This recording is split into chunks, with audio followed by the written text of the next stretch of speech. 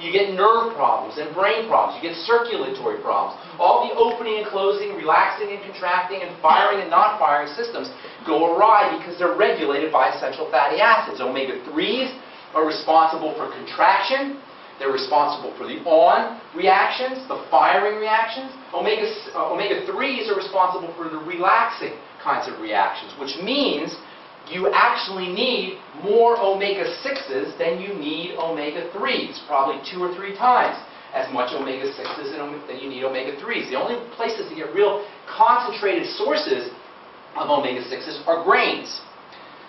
However, because of processing, those omega-6s are converted and they're broken down and they're made into less valuable nutrients, which is why it's very difficult to get omega-6s from foods. Especially if you're frying your foods, which is what most of us do, or cooking them at a high temperature, which is why you got to supplement if you're going to get quality omega-6s. Likewise with omega-3s, which are actually harder to find. Omega-6s are found in nature in much greater abundance. Omega-3s are really not found in nature in great abundance, as important as they are. The main sources of omega-3s are going to be fish. That's probably your best sources of omega-3s. And then nuts, to a certain extent, will have omega-3s. And some seeds will have omega-6s, like flax seeds. Flax seeds are amazing, by the way. In fact, hemp seed also is amazing. Those are actually the 2 best seeds, probably, are flax seeds and hemp seeds for omega-3s. In fact, those are probably the 2 best nutritional seeds of all. I'm going to talk about fiber here in a little bit, but let me tell you, just give you a little advanced tip. One of the neatest ways to get your omega-3s is to grind up flax seeds every morning in a coffee grinder. And then use it on top of your smoothies, or use it on top of your salads, or you can put it on top of yogurt, or you can do whatever you want. It's crunchy, it's delicious, and not only will you get your omega-3s, but you'll get fiber, really quality fiber. You'll get vitamin E, which flax seeds have, and you'll get protein. Flax seeds are very rich in protein. So for a $20 coffee grinder, and flax seeds that'll cost you maybe $1.50 a pound organic at Whole Foods, always look for golden flax seeds, they're more nutritionally rich than the brown flax seeds. You get yourself all the omega-3s, your daily dose of omega-3s, or a good daily dose of omega-3s, plus fiber, plus protein, plus various vitamins, plus phytonutrients for women for dealing with breast cancer. Flax seeds have some really neat substances that are protective from breast cancer. In addition to that, it's probably a good idea, especially if you're dealing with skin problems, dry skin issues, to supplement with the ultimate EFAs. One of the bonuses, by the way, I'm telling you about how essential fatty acids regulate opening and closing reactions, contracting and relaxing reactions. One of the ways that you can tell you have a contraction relaxation problem is by cramping. And for women who have menstrual cramps, essential fatty acids are like a cure. The ultimate EFAs are essentially a cure for menstrual cramps. There's probably other factors involved, but it's as close to a cure as you can find, and there ain't no prescription drug that can do what essential fatty acids can do. Check this out with your ultimate EFAs. Not only are you going to, if you're a woman and you got menstrual cramps, not only will you take care of your menstrual cramps with the ultimate EFAs, but you'll take care of your skin, you'll take care of your fat cravings as well. All with one supplement. Can you imagine if a prescription drug did that? What would a prescription drug that could take care of menstrual cramps and make your skin nice and soft and take care of fat cravings do? Wouldn't that be an amazing prescription drug? It's right here. It's all the ultimate EFAs, and it's not a prescription drug at all. It's something that your body actually needs. This is the power of nutrition. When I got to be a pharmacist, when I went to pharmacy school and I wanted to be a pharmacist, this is what I wanted to do. I didn't want to study poisons. I didn't want to have to figure out what the side effect profile was going to be. I didn't want to have to dispense something that I had to give something else to. I had to dispense something else to take care of the side effects from the first compound. This is why I say, when a drug goes to bed at night, it dreams it's an essential fatty acid. It'll take care of your menstrual cramps, it'll give you nice soft skin, and it'll get rid of your fat cravings as well. And that's all the things that are possible when you start to understand nutritional supplementation. So, for women, by the way, who get menstrual cramps, you'll notice they're craving fatty foods at the same time. Okay? Have you noticed this? Anybody? You have to raise your hand. What's up? Way back? Okay. Okay. But whatever. But you know, right? You were craving fatty foods. It's the same system. So when you take your, it's the same system. When you take your ultimate EFAs, your menstrual cramps will go away, and your fat cravings will be solved all in one fell swoop, and you won't need any moisturizer either. That's a powerful product right there. In fact, I consider it to be one of our most powerful products next to the BTT, which I'll talk about. While you're on the ultimate, tell us about those of us who've had our gallbladder taken out. Okay. That's a rock. Okay, let me tell you about that. Because I was telling you earlier how protein is very difficult for the body to digest. Fats are also very difficult for the body to digest. In fact, fats I don't want to say more difficult for the body to digest, but they're as difficult as protein. I'll tell you why. You know how you have dishes, if you eat a peanut butter sandwich, peanut butter and jelly sandwich, and you got a plate in the sink, and there's peanut butter on the plate and there's jelly on the plate, what's going to rinse off quicker, peanut butter or the jelly? Jelly, right? Because oils are very sticky. Oils are very difficult to get off of things, right? It's much easier to get rid of watery substances than oily substances. In nature, everything is divided into its watery nature or its fat nature. You've all heard the saying, oil and water don't mix. In nature, there's chemicals that are oily, there's chemicals that are watery. That's the two great distinctions of all of chemistry, and also true about nutritional chemistry. In the body, all the compounds in the body tend to be watery, or they tend to be oily. The watery compounds are very easy for the body to process, just like the jelly is very easy to wash off the dish. Watery compounds, or watery chemicals, tend to be very quick-acting. Watery chemicals are used by the body for energy. I'll tell you a couple of these here in a minute. The fatty chemicals, those are much trickier. Those require a lot more chemical processing. And in order for the body to process oils, a lot of things have to go right.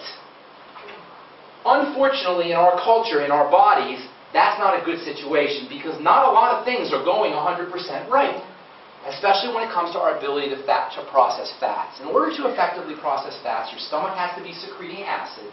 Your pancreas has to be secreting pancreatic juices. Your gallbladder has to be big and strong and healthy and able to hold a lot of bile. Bile is like the body's detergent. Just like you're not getting peanut butter off the dish without any soap, you ain't getting vitamin A and essential fatty acids out of your food without bile.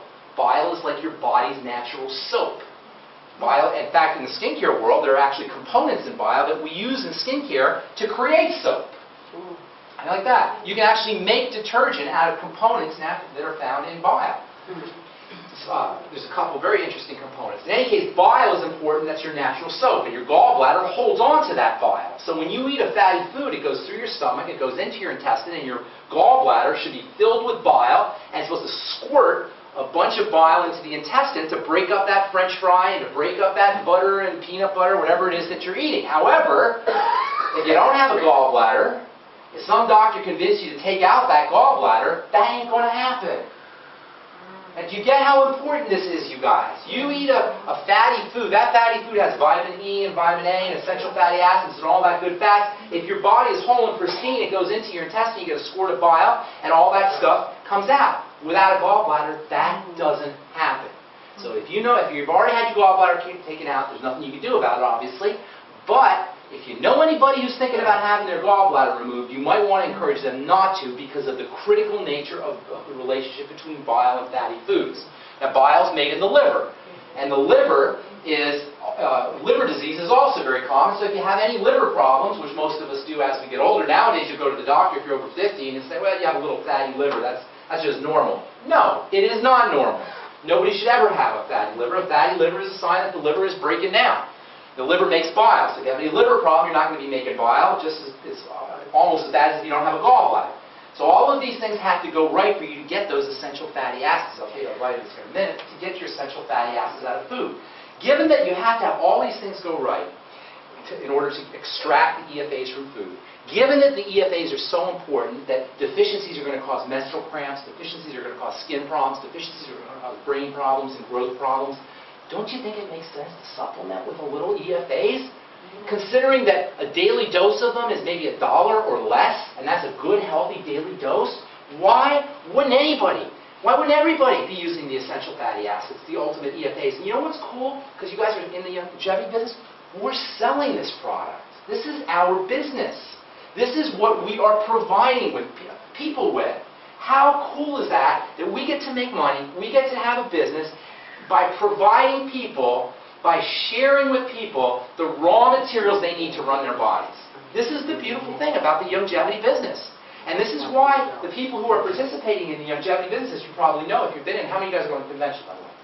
You should. If you're not going, you should go to the convention. It's a lot of fun. You'll see people who care about their neighbors. You'll see people who want to make money, who want to be in the business world, who enjoy entrepreneurship and enjoy creating an income for themselves, but not just to create an income, to create an income while they're of service. while they're helping people, and nothing demonstrates that more clearly than the essential fatty acids. It costs you $30 for a month or $40 for a month supply. That's less than $1 a dose for a good healthy dose, and on top of that you'll be making some money. You'll be providing people with quality nutritional supplement that they need essentially, and you'll be starting a business as well. Okay, did I answer your question? No. No? Tell us about the Ultimate Plus has something extra in it for those of us who don't have a gallbladder. Oh, the bile? You're talking about? Oxyblood. That's in Oxyblood. That's in the Ultimate Enzymes. Yeah. Oh, okay. I thought You you were were talking about okay, the yeah. enzymes. Yeah, the enzymes, the ultimate enzymes, I was telling you earlier about the enzymes for the absorption of protein. The ultimate enzymes are also key players in the absorption of fats. Just like protein is difficult for the body to digest, and you want to use enzymes to help the body digest them, point well taken, you also want to use the ultimate enzymes to help you digest fat. Again, multifunctionality. You're going to thin your blood, so it's going to improve blood circulation, which has multiple benefits. You're going to improve inflammatory pain, especially post-surgical. I said post-surgical, but you know what? Pre-surgery, for you guys who are going into surgery, taking your digestive enzymes pre-surgery can speed the healing process post-surgery. You guys, this is a product we're selling. And this is not a magic formula. This is just chemistry. This is just how it works. So in addition to helping you break down proteins and digest proteins, you get anti-inflammatory benefits, which means pain benefits. You get improvement in surgical prognosis because you're improving the inflammatory process. You get fat digestion. You get an ability to digest fats with fat enzymes. Plus you get bile. If you're missing a gallbladder or you have liver problems, you're getting bile in there as well. This is all in the ultimate enzymes. Yes? Is it true that's the only one on the market? No, there's others. some? There's others, yes. My question was about effective dosing. So if you don't have a gallbladder, How much will you take? how much? As much as you want. As much as you want. There's no top end on it. There's no top end on it. In fact, when you're using the digestive enzymes, you want to practice something called functional dosing. Functional dosing is when you take as much as you need. And you tell this by taking, say, 3 or 4 ultimate enzymes and see how you feel. And then you take a 4th and you see how you feel and say, oh, I feel a little bit better. Then you take a 5th and you see how you feel and say, wow, I feel really good. Then you take a 6th and you say, well, no, I don't feel any difference. You know you have to be a 5. That's called functional dosing. And it's always going to be different for everybody. You've got to find out where that cutoff point, I call it the sweet spot, where that sweet spot is for you. Maybe 5, it may be 6, it may be 7. Same question for EFAs. What's that? Functional dosing for EFAs. You could dose functionally, but you won't get those instant results. It may take you a little bit longer to figure out where you want to be. With EFAs, you want to do anywhere from 3 times a day to 6 3 times a day, 9 to 18 of them a day. And 9 is usually a good place for most people, but if you want, you can do more. There's no toxicity or there's no side effects. You can't overdose on it. Okay, that's called, you guys understand functional dosing? Yeah. You take just as much as you need, and you keep upping the dose until you don't notice the difference, and then you stay at that spot. That's called functional dosing. Not all nutrients you want to dose that way, but the EFAs can be dosed that way, and the enzymes can be The dosed that way. EFA, can you do that according to if your skin's not dry? Yes, you can definitely use your body and use symptoms as diagnostic. Exactly, or cravings is another one, or menstrual cramps is another one. Those are the 3 quickest ways to assess the results of the benefits of EFAs. Menstrual cramps, you can be a real hero with menstrual cramps, okay? Because menstrual cramps will disappear. They will go away, and it usually takes about 2 cycles. Anybody experience this? Have you experienced this? Menstrual cramps go away, all right? Menstrual cramps are the body crying for essential fatty acids, and that's really the way you want to look at your body. It's your baby. Your body is your baby. Did I say this today? Your body, on the tape, I didn't say that. Your body is your baby, okay? And it's crying to you. And that's really what our degenerative diseases are. That's really what our menstrual cramps are. That's really what our dry skin is. That's really what our dandruff is. And by the way, essential fatty acids can also help with dandruff also. Any skin health issue. So we want to begin to understand that the body is talking to us at all times. In fact, the really interesting thing about the body is the body talks to us at all times, but it starts off very quietly. You know? And there's this voice inside. It's always communicating. If you, how many of you guys like Snickers bars, right? Anybody like Snickers bars? You like Snickers bars? What's your name, sir? All right, let's talk to James here for a second. So James, you take a Snickers bar, right? We can all relate to this. If it's not a Snickers bar, it's something else, right? You know, whatever it is. There's always something that we're doing that we're not supposed to be doing, but we still want to do it anyway. But next time you have a Snickers bar, right? And this is how you go. This is, what's that? All right, well, go next time, or maybe when you leave here, go to the candy counter there and grab a Snickers bar and take the Snickers bar and unwrap it very, very slowly. Okay? And then raise the Snickers bar up to your mouth and you're about to eat it. And then listen and you'll hear a voice go, "No." Guaranteed. I guarantee you. You all heard the voice. You all know that voice. It goes, "No." And then what do we go? "Oh, shut up. I don't want to hear." And we go ahead and we eat it anyway, right? You heard that voice, right? You guys have both heard it. You heard it together. Nobody does. You're not alone. None of us listen. That's the still small voice. And it's always talking to us. It's always telling us what to do. And the thing about the body is, the body's very kind and it's very gentle and it's very sweet. And at first it goes, "No," like that, right? And then it goes, "No," a little more firmly. And then it's like, "No, I said I don't want that, James." Okay? And that's called diabetes, or that's called some kind of disease state. And that's really the body talking to us. And it happens, it seems like it happens suddenly. You know, I talk to people all the time, and sometimes I'm mean on the radio.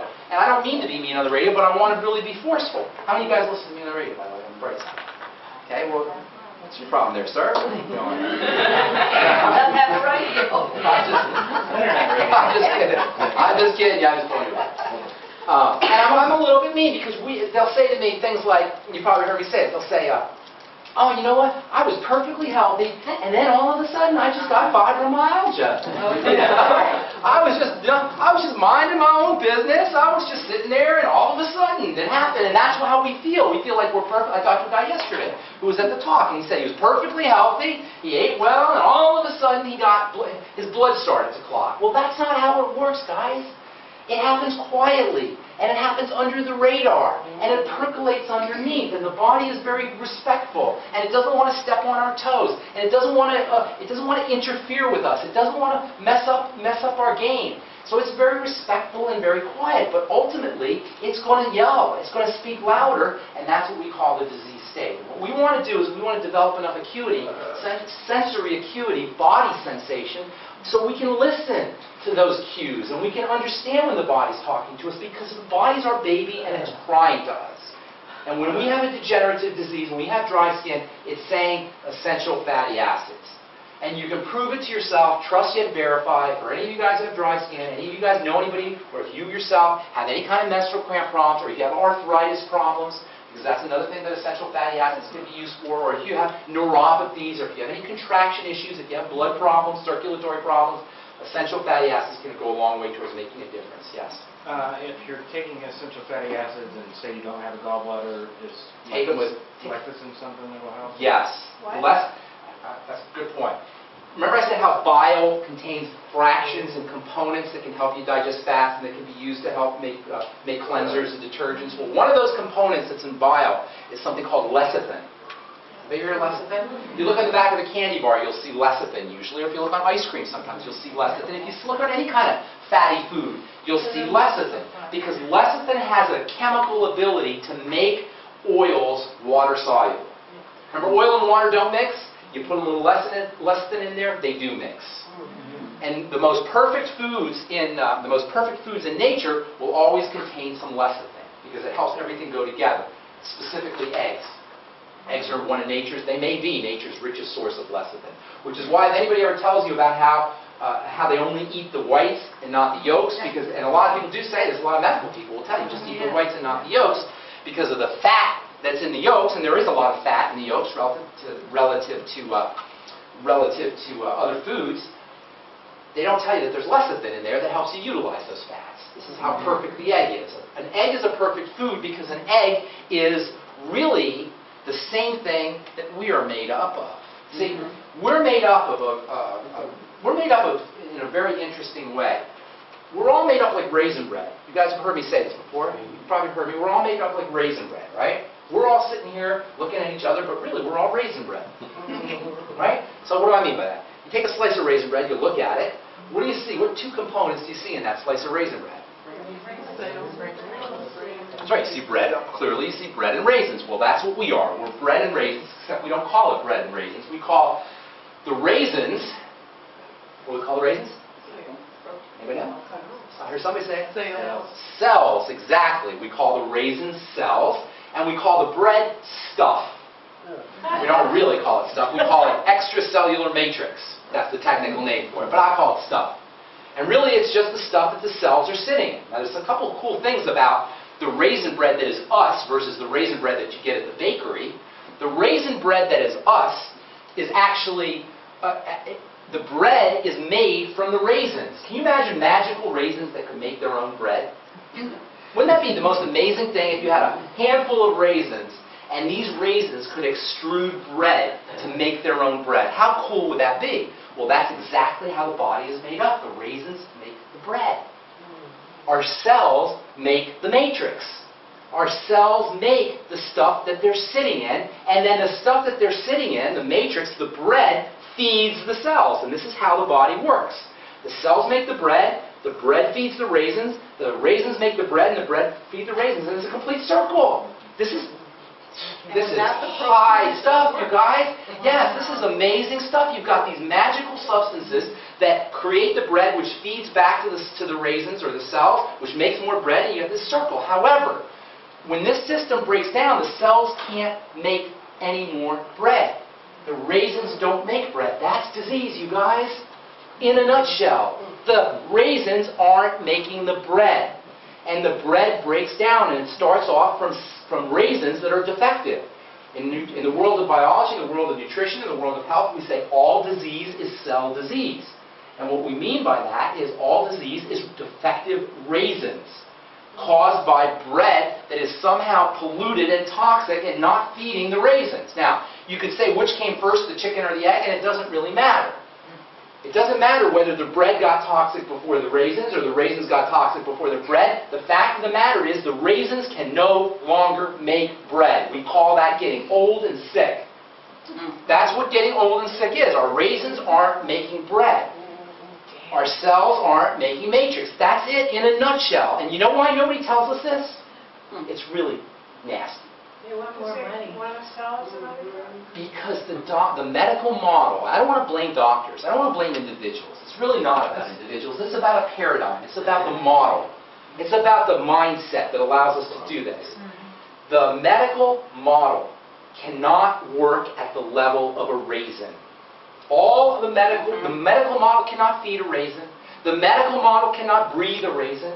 The medical model cannot detoxify a raisin. The only thing the medical model can do is poison the raisin. That's all it can do. And then, by poisoning the raisin, it changes a test score somewhere, and that test score change is interpreted as health.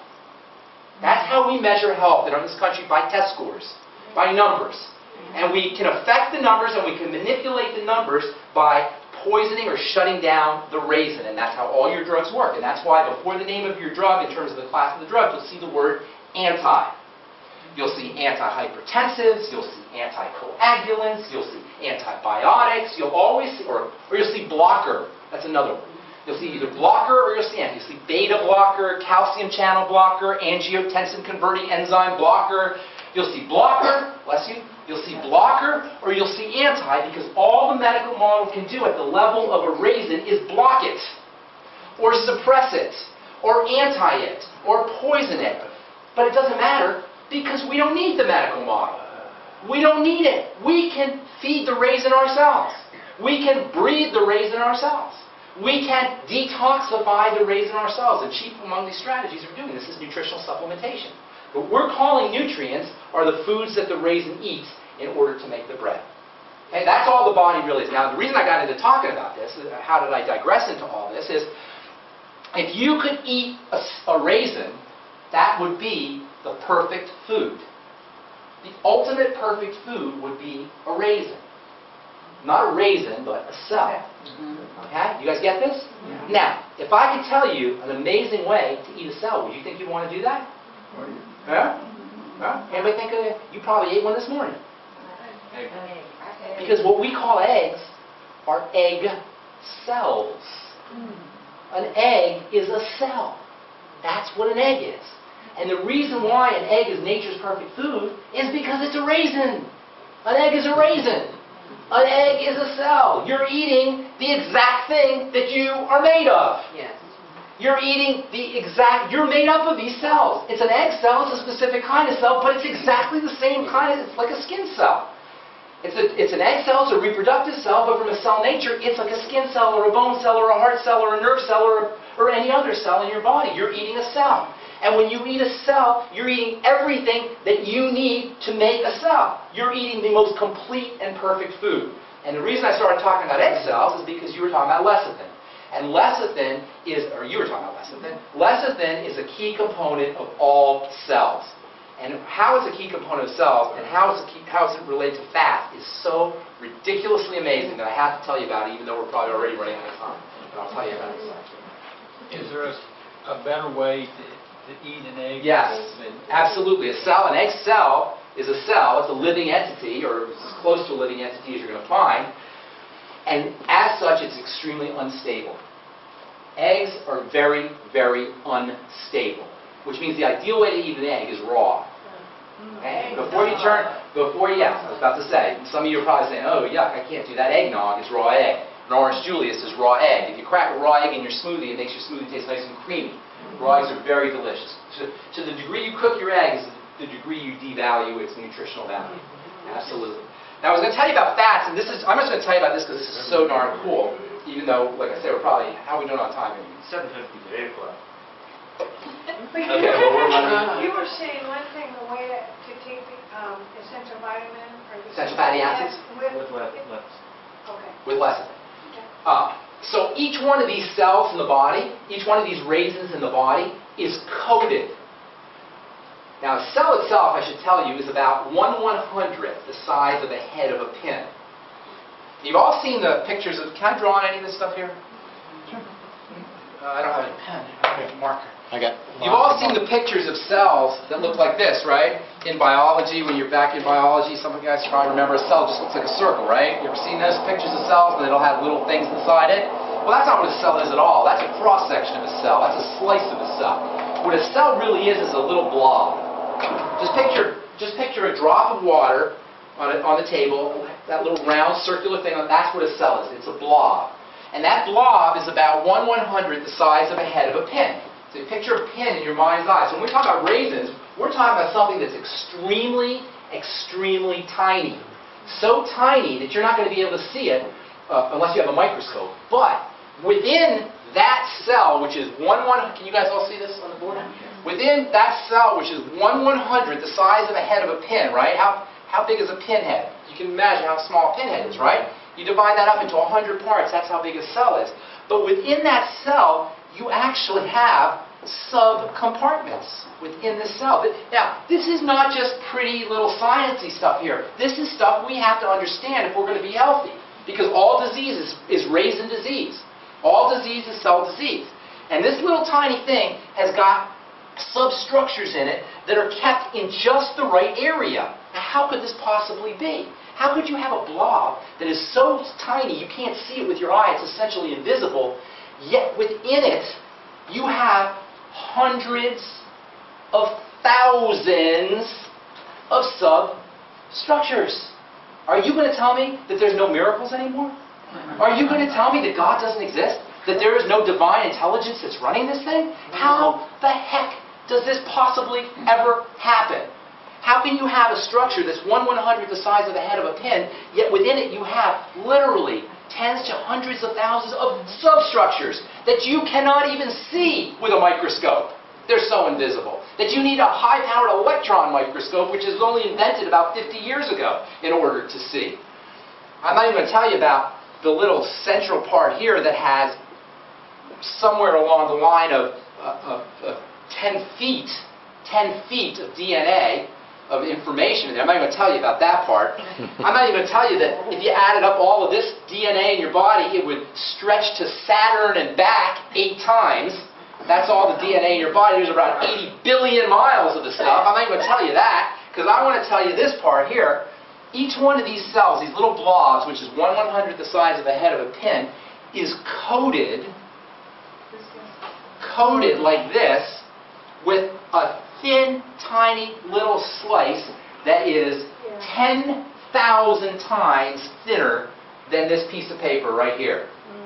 And this little coating is largely composed of fat and lecithin. This little coating